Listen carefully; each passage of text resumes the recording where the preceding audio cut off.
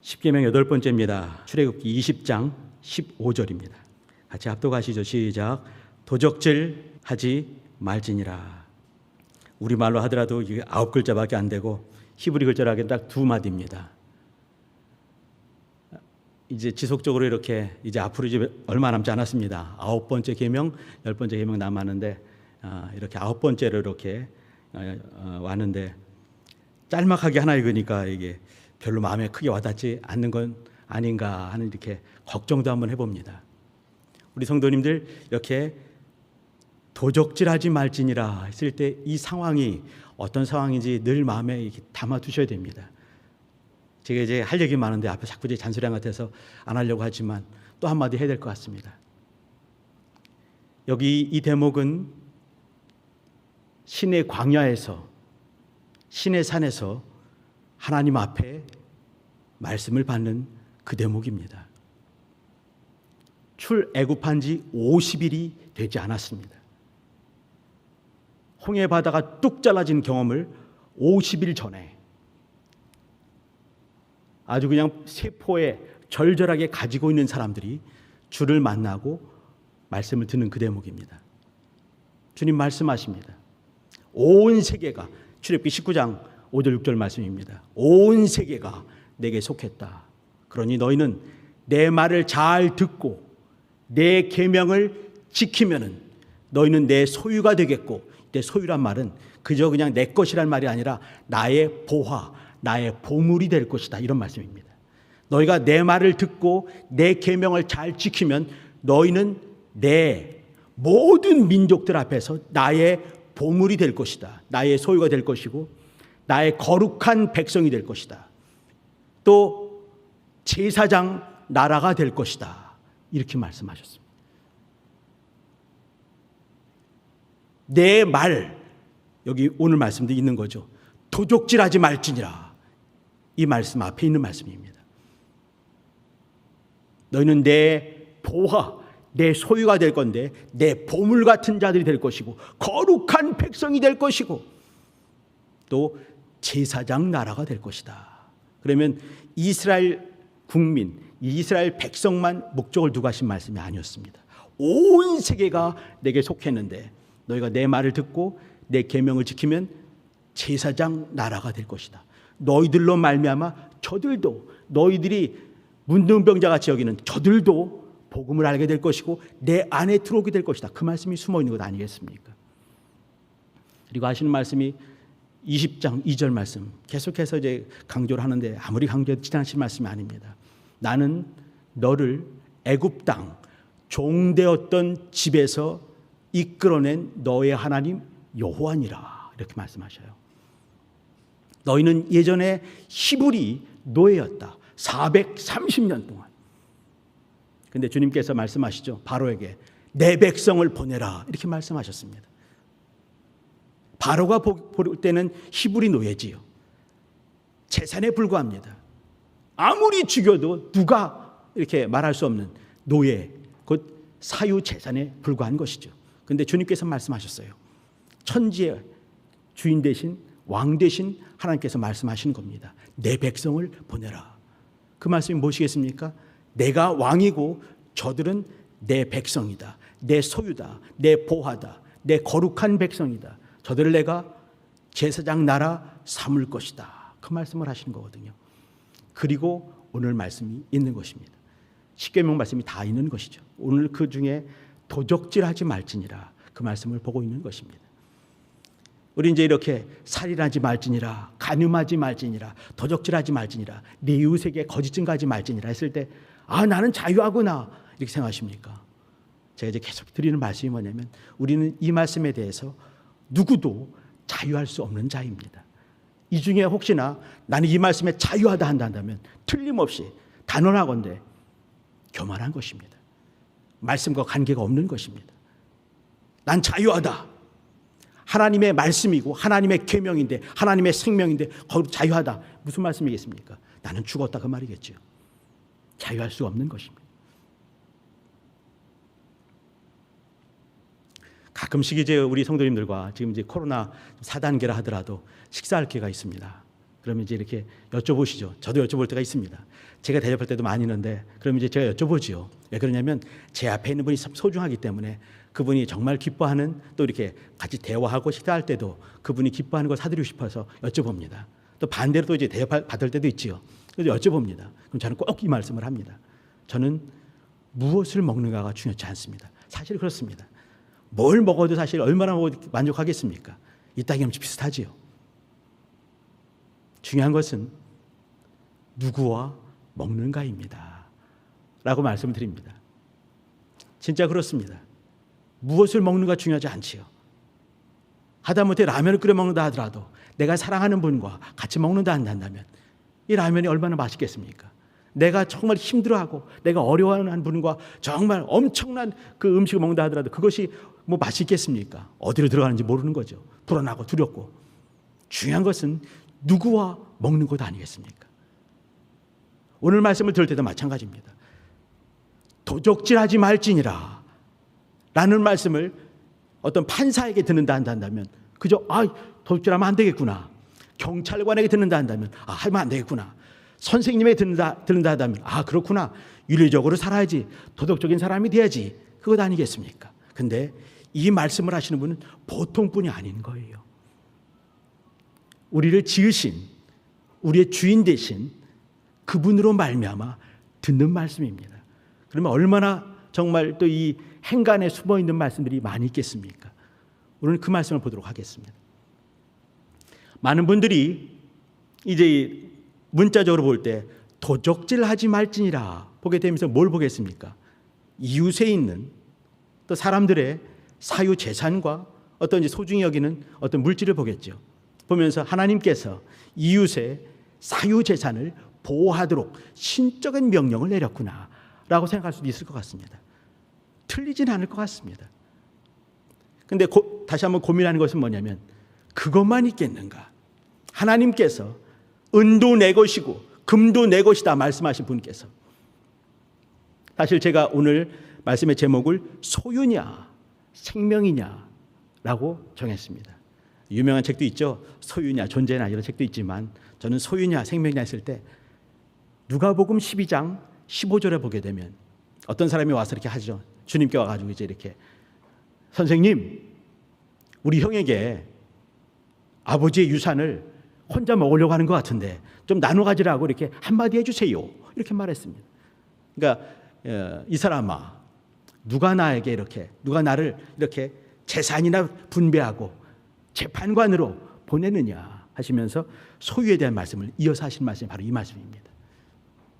사람의 생명이 그 소유에 많고 적고에 있는 것이 아니다라고 말씀하신 분이십니다.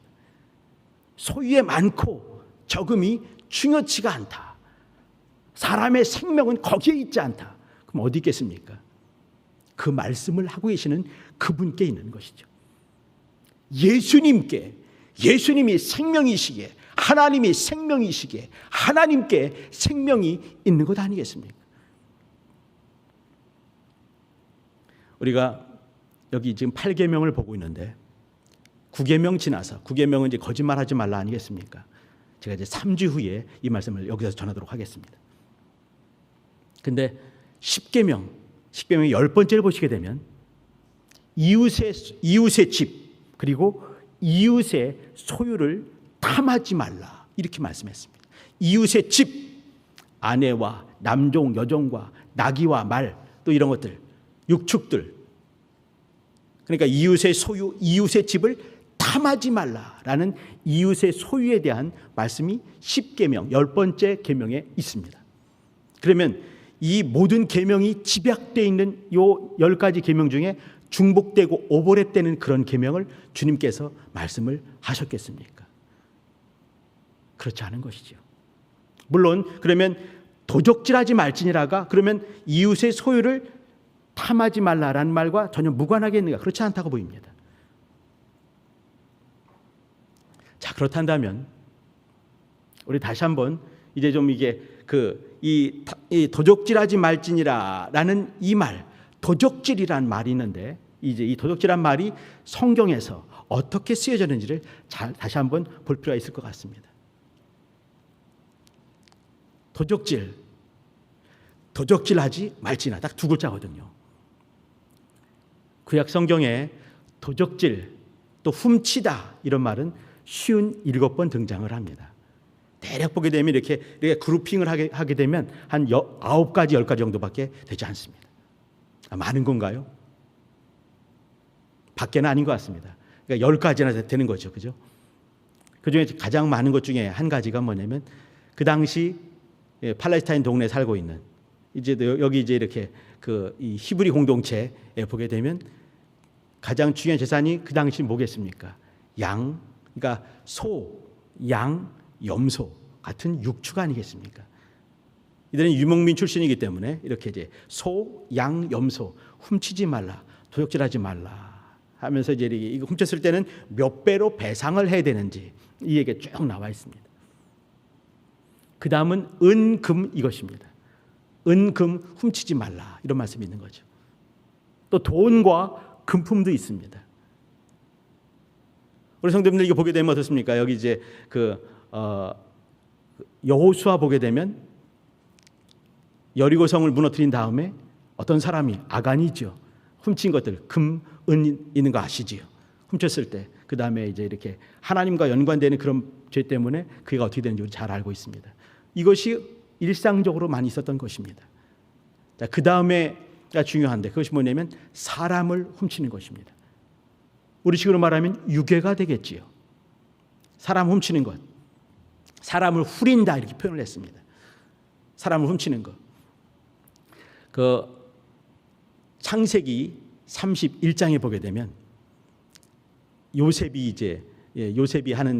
훔친 그런 얘기가 나오는데 요셉이 아니죠. 야곱이 등장하게 되고 또 야곱의 사랑하는 라헬이 등장을 합니다. 라헬이 훔쳤던 거 기억나시나요? 라헬이 훔쳤던 것이 뭐냐면 드라빔이었습니다. 드라빔은 당시 이제 이 고대 근동 사회에서 자기 집에 모신 조그만 신상이거든요. 그러니까 이제 뭘로 만들었는지 모르겠지만 신상을 만들어서 이제 가정 수호 신처럼 섬겼던 것이 드라빔이었습니다. 자, 이런 드라빔 신도 훔치는 사회 이런 것이 있는 거죠. 또 하나가 이제 야곱이 하는 말이 야곱이 그때 자기 가진 재산을 다 가지고 아내들 4명을 데리고 아이들을 데리고 이제 라반 몰래 떠나가는 장면이 있습니다. 그때 라반 몰래 도망갔다라고 표현했는데 성경에는 어떻게 표현되냐면 라반의 마음을 훔쳤더라라고 표현했습니다. 그게 뭐냐면 라반 몰래 갔다. 이 말 속에는 라반을 속이고 그리고 이제 재산 가지고 움직였기 때문에 라반의 마음을 훔쳤다라고 표현하는 것이죠. 사람의 마음도 훔칠 수가 있는 것이죠.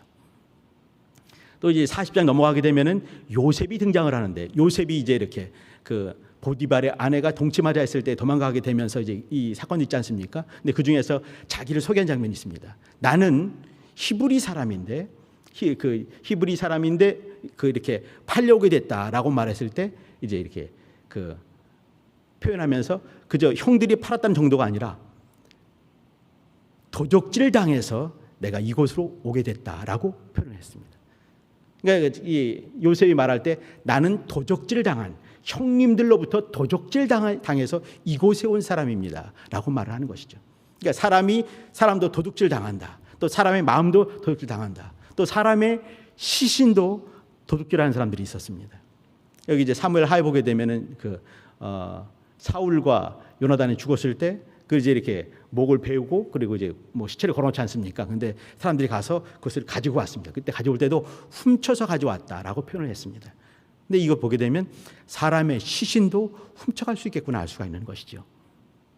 그 외에 보게 되면 아까 말씀드린 신도 훔치는 것이 있는가 하면 또 이제 예레미야에서 보게 되면 하나님의 말씀을 훔치는 선지자들이 있었다라고 말을 하고 있습니다.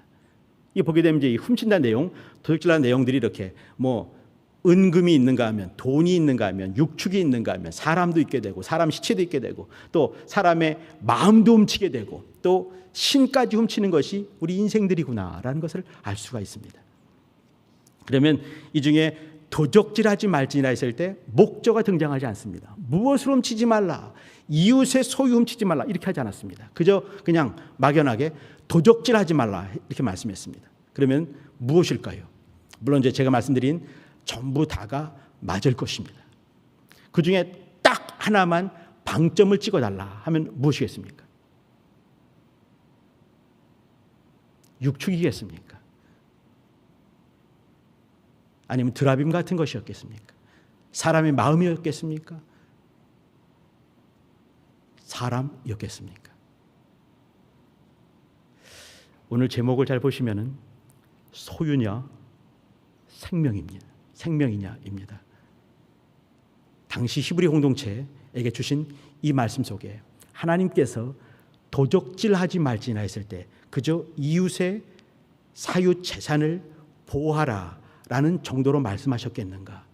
아니면 사람에게 사람의 관계와 사람의 생명에 관심을 두고 말씀하셨겠는가? 오늘 이제 그 얘기를 나누고 싶은 것입니다. 무엇이었겠습니까? 사람의 생명에 등. 여기 물론 이제 사람의 생명 하게 되면 앞에 6번째 계명 살인하지 말지니라가 있지 않습니까? 물론 그렇습니다. 그러나 이때는 사람과 생명, 이 생명도 사회적인 생명, 곧 관계에 대한 말씀으로 보시면 맞겠다라고 보입니다. 히브리 사람들의 어떤 이제 우리가 율법을 보고 있는데 말이죠. 사람의 생명을 소중히 여기는 히브리 사람들의 습관을 볼 필요가 있을 것 같습니다. 당시 메소포타미아 거기에 이제 그 사람들 이 대략의 습관들과 관습들이 있지 않겠습니까? 이때 이 메소포타미아에서는 말이죠. 사람에 대해서 이렇게 유괴를 했을 때 이거는 이제 하무라비 법전이라고 아시지요. 이것은 지금부터 약 3,800년 전에 있었던 그 고 바벨론 시대 때 신바벨론 말고 말이죠. 고대 바벨론 시대에 있었던 법전입니다. 282개가 있어요. 그 중에 14번째가 뭐냐면 사람, 생명에 대한 얘기입니다. 어떤 사람의 아들을 유괴한 자는 반드시 죽일지니라 이렇게 돼 있어요. 그러니까 이제 그 고대 사회 바벨론 시대, 메소포타미아에 있었던 바벨론 시대 거기에서도 말이죠. 이렇게 사람을 이렇게 유괴한 자, 어떤 사람의 아들이라고 표현되어 있습니다. 딸은 모르겠습니다. 아들을 납치한 자, 유괴한 자는 죽일지니라 이렇게 말했습니다. 이때 뭐 이렇게 자세한 내력들은 기록되어 있지 않지만 이때 어떤 사람이라 했을 때 어떤 사람들이 누구겠습니까? 틀림없이 자연인, 평범한 사람들이었을 것입니다. 그 얘기 중에 뭐냐면 노예의 아들 이런 정도는 아니라는 얘기예요. 그러니까 이제 당시 그 사람으로 인정받는 자연인의 아들들을 납치하고 유괴했을 때는 죽일지니라라고 말을 했습니다. 반면에 히브리 사람들의 율법에서는 다르게 말씀하고 있습니다. 그럼 모든 사람들뿐만 아니라 이걸 다 넓히는 것이죠. 사람들을 이렇게 유괴하고 그것을 팔아버리든지 갖고 있든지 그 사람들은 반드시 죽을지니라 라고 말씀을 했습니다. 이거 무서운 얘기인 거죠. 하나 더 말씀드리도록 하겠습니다. 도망친 노예에 대한 얘기입니다. 노예는 그 당시 노예가 이제 이렇게 인정되는 시대이기 때문에 하나님께서 노예 제도를 인정했겠는가? 그렇게 보이지는 않는 것이지요. 근데 사람들의 악함을 보시고 이제 이렇게 그 예전에 그 모세 시대에 사람이 이혼하려거든 이혼 증서를 써주고 이혼하라라고 말씀하셨지요. 근데 신약 시대 뭐라고 했습니까? 이것은 노예 그 당시 모세 시대는 사람이 악하기 때문에 그렇게 그 이혼 증서란 말을 했지만 실상은 그렇지 않으니라라고 예수께서 말씀하셨지요. 모세 시대에 있는 말씀을 주님께서는 바꿔버리는 그 말씀입니다. 그러면 모세 시대는 왜 그렇게 하게 했을까요? 사람의 마음이 완악하기 때문에 그때는 아무리 정말 하나님께서 말씀을 준다 하더라도 감당할 만한 능력이 되지 않기 때문에 그렇게 말씀을 주신 것이에요. 원래는 그렇지 않다라고 주께서 말씀하셨지요. 마찬가지입니다. 노예 시대 그 당시에 모든 사회가 노예 시대이기 때문에 히브리 사람들도 노예가 있었던 것 아니겠습니까? 그때 주님께서 그렇지 않다라고 말씀하신다 하더라도 감당할 만한 능력이 되지 않기 때문에 그 중에 가장 또 말씀에 가깝게 갈 수 있게 만드는 것이 주님께서 이제 노예에 대해서 말씀하신 것이죠. 노예의 권리에 대해서 말씀하고 있는 것입니다. 그 중에 하나가 뭐냐면 노예가 도망친 노예가 잡혔을 때 어떻게 하는가 그 말씀입니다. 메소포타미아 문명에서 말이죠. 도망친 노예를 감춰주는 자도 사형 죽일지니라 라고 말했습니다. 그게 뭐겠습니까? 소유물이기 때문에 그 소유를 가두는 것은 뭐냐면 도둑질하는 거다. 여기서 죽일지니라 이렇게 말씀했습니다. 히브리 사람들의 율법은 어떻게 됐을까요? 성경 어떻게 되겠습니까? 도망친 어떤 도망친 노예가 너에게 오면 그들을 다시 주인에게 보내지 말지니라 라고 말씀하셨습니다. 이해가 안 되는 거죠. 왜 그러겠습니까? 도망친 노예가 도망칠 때는 틀림없이 이제 이렇게 그 주인의 어떤 재물에 어떤 손괴가 있거나 밉보이거나 주인과 관계가 너무너무 좋아서 도망친 노예가 있겠습니까? 그렇지 않은 것이죠. 어느 부분에서 또 이제 도망칠 만한 일이 있었기 때문에 도망간 거 아니겠습니까? 근데 그가 다시 반환되면은, 다시 송환하게 되면, 다시 집에 들어가게 되면, 주인 만나게 되면 어떻게 되겠습니까? 큰 해코지를 당하겠죠. 어떻게 되겠습니까? 생명에도 위협을 느낄 수가 있겠다. 그렇기 때문에 송환시키지 말라라고 말씀하셨습니다. 말씀이 너무 이상하지요. 그것은 소유가 중요한가, 생명이 중요한가 했을 때 무엇에 주님께서는 관심을 두신 것입니까? 생명에 관심을 두신 것이거든요. 그를 송환시키지 말고 내가 있는 동네에서 잘 살 수 있게 봐주고 그를 핍박하지 말고 그를 멸시하지 말라라고 말씀하셨습니다. 노예 시대에 도망친 노예를 이렇게까지 해라라고 말씀하시는 거죠. 정말 주님께서는 말이죠. 구약시대 하나님은 고아와 과부와 객의 하나님, 당시 소외받는 사람들의 하나님이 틀림없는 것 같습니다. 그렇게 말씀을 하시는 것이에요. 이 속에서 우리가 볼 수 있는 것은 뭐냐면 하나님의 관심이 어디 있는가? 이웃의 소유물을 소중히 여기는 것은 도덕적인 생활인 것이죠. 도덕질하는 것은 옳지 않은 것이죠. 그런데 어떤 사람이 너무나 배가 고픈 것이에요. 보니까 과수원이 있네요. 포도가 주렁주렁 열려 있습니다. 어떻게 되겠습니까? 가서 마음껏 따먹으라 말씀하셨습니다. 마음껏 따먹어라. 왜 그래요? 너무 배고프니까, 배고파 죽을 것 같으니까 따먹어라. 그러나 어디에 담아오지는 말아라. 담아오는 것은 도적질이라 보신 것이죠. 따먹는 것은 생명을 살기 위해서 네가 목숨 부지하기 위해서 먹느냐? 먹어라 말씀하시는 것입니다. 너무 배가 고픈데 보리가 잘 익고 있습니다. 그럼 어떻게 해요? 손으로 비벼서 까먹었습니다. 주님도 그렇게 하셨지요. 안식일이라 할지라도. 왜 그러겠습니까? 목숨이 중요하고 생명이 중요하다 보신 것이에요. 여기 포도밭도 보리밭도 주인이 있지 않겠습니까? 어떤 사람이 따먹으면요 손해를 보는 것이에요. 그러나 그 자그마한 손해와 어떤 사람의 생명을 바꿀 수가 없다 말씀하시는 거죠.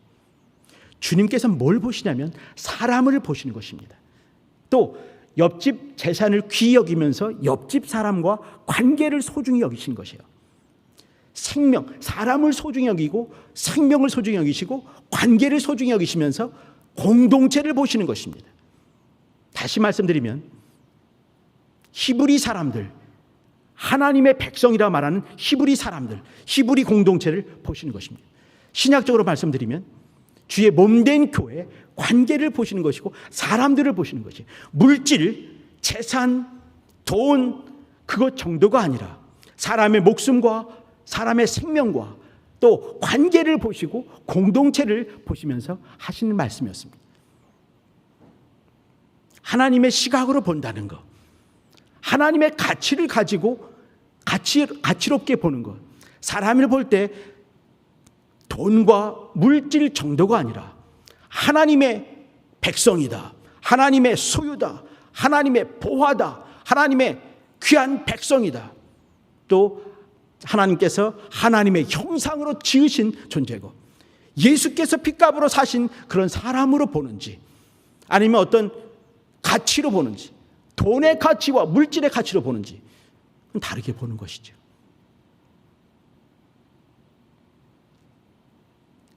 오늘 같이 보고 싶은 내용이 바로 거기입니다. 지금 이 시대로 본다 한다면 유괴하는 것, 사람의 목숨을 너무 소홀히 여기는 것 아니겠습니까? 또 속여 취하는 것. 성경에는 이제 서로 다른 추를 내 앞에 갖고 있지 말아라. 대박이 있는데 큰 대박, 작은 대박 하지 말아라 말씀하고 있죠. 고리 대금업 하는 거, 이자를 놔먹는 거, 해코지를 하되 자기의 이권을 챙기기 위해서 해코지하는 것들, 하나님께서 기뻐하지 않는다 말씀하시는 것이죠. 사람을 소중히 보는가. 이때 중요한 것은 말이죠, 도적질하지 말라 했을 때 가난한 사람들을 향해서 하신 말씀도 물론 되겠지만 더 많은 부분에서는 정치적으로, 경제적으로 힘이 있는 사람들에게 하신 말씀이었습니다. 속여 취하지 말라라고 말씀하신 거죠. 해코지하지 말라라고 말씀하신 것입니다.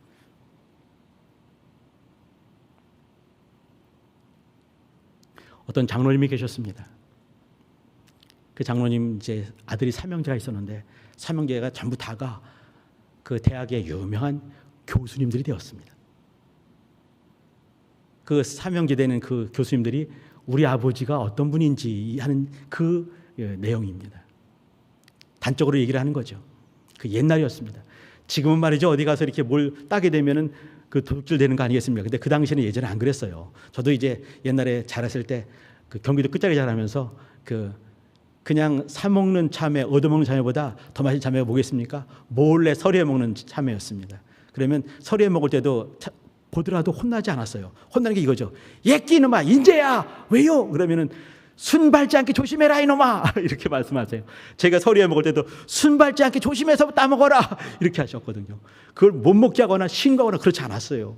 근데 이제 이렇게 차를 타고 가다가 보니까 옆에 이제 그 들깨가 쫙 자라는데 들깨잎이 깻잎이죠. 아주 먹음직하게 잘 자라 있는 거죠. 그러니까 이제 그 장로님 옆에 계신 권사님께서 여보 잠깐만 세우고 이거 좀 깻잎 몇 장만 따가서 우리 그 된장찌개 끓여 먹읍시다. 하니까 이제 그러자고 이제 딴 거죠. 근데 이것이 서리가 아니에요. 그저 옛날에는 말이죠, 이렇게 몇 장 따가더라도 누가 뭐라지 않고 다들 그렇게 살았습니다. 아마 이 중에 많은 분들 아마 아실 겁니다. 그거거든요. 많이 그냥 이렇게 살았어요. 이것이 도둑질 개념이 아니었어요. 그냥 이렇게 따먹고 이렇게 했습니다. 그리고 나서 이제 이렇게 의뢰 이렇게 했으니까 그 몇 장 따가지고 이제 가면서 아버지가 이제 가면서 그 이렇게 1,000원을 비닐봉지에 담아가지고 잘 보이는 곳에 이렇게 묶어놓는 거예요. 그러니까 삼형제 물어보죠. 아버지 뭐 하세요? 물어보니까 아이고 우리가 이렇게 잘 따먹었으니까 이렇게 따먹은 만치는 이렇게 지불을 해야지 이게 옳은 것이란다. 이렇게 말씀하시는 거예요. 익숙히 있을 수 있는 그 일을 그러나 삼형제에게 그것을 보여주는 거죠. 그 깻잎 주인의 수고와 그 노고를 또 저 사람의 그 한 수고를 그냥 무시할 수 없다. 이렇게 하는 것입니다. 이것은 뭐냐면 재산권 정도가 아니라 옆에 있는 이 사람의 어떤 그 모든 것들을 존중해주는 사람을 보는 것 아니겠습니까? 또 나의 신앙을 보는 것이고 위에서 보시는 하나님의 눈을 의식하는 것이고 내 자식들의 눈들을 의식하면서 어떻게 신앙생활을 할지 그걸 보이는 것이지요. 우리는 일상을 통해서 영성을 볼 수가 있게 되고 일상을 통해서 하나님을 의식할 수 있게 되고 일상을 통해서 하나님을 증거할 수 있는 것이죠. 어떤 집사님이 있었습니다. 한국에서 교사로 있었던 그런 분이십니다. 이민을 가셨습니다.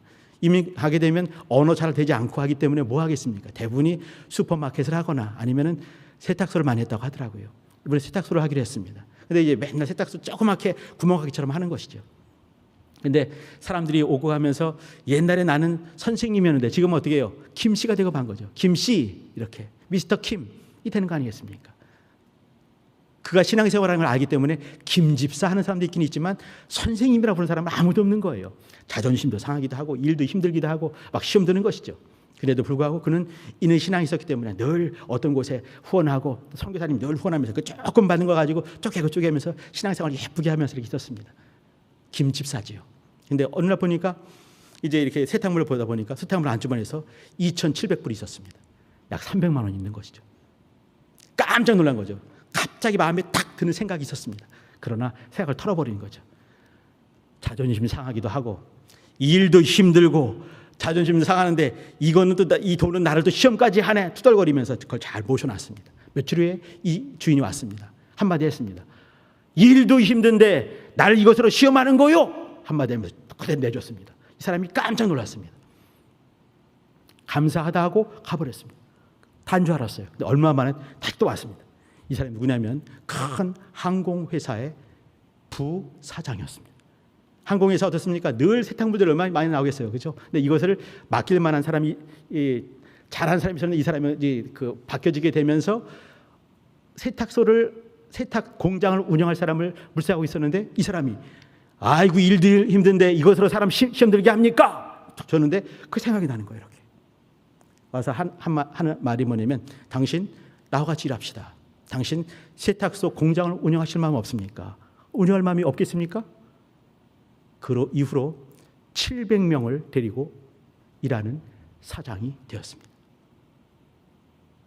정직한 거, 도적질 안 하는 거, 큰 용기가 필요합니다. 자그마한 것까지라도 하나님이 보시고 내 양심이 보고 내 선한 양심이 보고 내 주변의 사람들이 보고 또 믿지 않는 사람이라 할지라도 그걸 보면서 하나님의 영광을 볼 수 있는 계기가 될 수 있는 것이죠. 우리 성도님들, 오늘 도적질하지 말라 이 말씀은요, 우리에게 주신 말씀, 이거는 그저 옆집 재산을 소중히 하라 정도가 아닙니다. 옆집 사람도 하나님의 백성일 수가 있는 것이죠. 예수께서 피값 주고 사신 사람일 수 있는 것입니다. 관계를 소중히 여기고 사유 재산 정도가 아니라 그 사람을 존중히 여기고 또 하나님의 영광을 드러낼 수 있는 방편으로 삼으라라는 말씀인 것입니다. 하나님은 우리의 소유물의 주인뿐만 아니라 내 목숨의, 내 생명의 주인이신 것이죠. 우리는 이 소유물 도적질하지 않음으로 해서 옆집 또 이웃을 소중히 여기고 그의 생명을 소중히 여기고 더 나아가서는 그의 필요까지 채울 수 있는 그런 마음 가지면서 하나님의 영광을 드러낼 수가 있는 것입니다. 도적질하지 말라. 소유냐 생명이냐 생명이다 라고 말씀하신 것입니다. 너의 생명도 내 것이고 너의 소유도 내 것이다. 누가복음 12장에 보시게 되면 먼저 이제 에베소서 4장 28절 보게 되면요, 도적질하는 자는 다시 도적질하지 말지니라. 자, 이 말씀은 에베소서 말씀입니다. 4장 말씀이에요. 이 말은 에베소 교인 중에도 도적질하는 사람이 있는 것이죠. 에베소 동네에 믿지 않는 사람이 말한 것이 아닙니다. 에베소 교회, 그 충만한 교회 사람들에게 도적질하지 말라 말씀하신 것입니다. 그리고 빈궁한 자에게 구제할 수 있도록 내 손으로 수고하여 선한 일을 하라 이렇게 말씀하셨습니다. 누가복음 12장에 보시게 되면요, 이렇게 이제 도적질 이렇게 소유의 생명이 소유에 넉넉한 데 있지 않다 말씀하시면서 하나님께서는 너의 필요를 아신다라고 말씀하셨습니다. 우리 성도님들, 하나님께서는 여러분의 필요를 아시는 분이십니다. 사랑하시는 분이십니다. 그분을 인정하시면서 내 소유와 내 물질까지도 주님의 것인 걸 인정하시고 나는 청지기의 직분을 잘 감당하면서 이웃까지 돌아볼 수 있는 하나님의 사람 되시기를 부탁드립니다. 찬양하십니다.